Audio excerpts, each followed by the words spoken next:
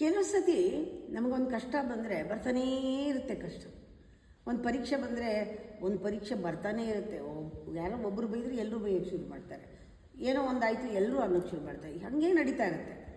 Same lesson ದೇವ್ರನ್ನ ಕೇಳಿದ್ದು, ಯಾಕೆ ದೇವ್ರೆ ಅದೇ ಪಾಠ ಕಲಿಸ್ತೀಯಾ? ಸೇಮ್ ಲೆಸನ್ ಬರ್ತಾ ಇದೆಯಲ್ಲ, ಆಗಾಗಲೇ ಯಾಕದು? ನಾವು ತಿಳ್ಕೋಬೇಕು, ನಾನು ಇಷ್ಟು ಸತಿ ಆ ಪಾಠ ಬಂದರೂ ಕಲ್ತಿಲ್ಲ. ಒಬ್ಬರು ಸತ್ತಾಗ ನಾವು ಯಾವ ರೀತಿ ನಡ್ಕೊಂಡ್ವಿ, ಇನ್ನೊಬ್ರು ಸತ್ತಾಗ ಆ ರೀತಿ ಇರಬಾರ್ದು. ನಾವು ಕಲ್ತಿರ್ಬೇಕೇನೋ ಒಂದು. ಮನೇಲಿ ಏನಾದ್ರು ಕಳ್ಕೊಂಡಾಗ ಇನ್ನೊಂದು ಸತಿ ಕಳೆದೋದ್ರೆ ಅಲ್ಲಿಗೂ ನಮ್ಗೆ ಗೊತ್ತಿರಬೇಕು.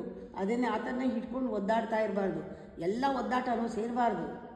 ಯಾಕೆ ನಮ್ಗೆ ಆವಾಗಲೇ ಬರುತ್ತೆ ಅಂದರೆ, ನಮ್ಮನ್ನೇ ಹುಡ್ಕೊಂಡು ಬರುತ್ತೆ. ಆವಾಗ ನೀನು ಕಲ್ತಿಲ್ಲ.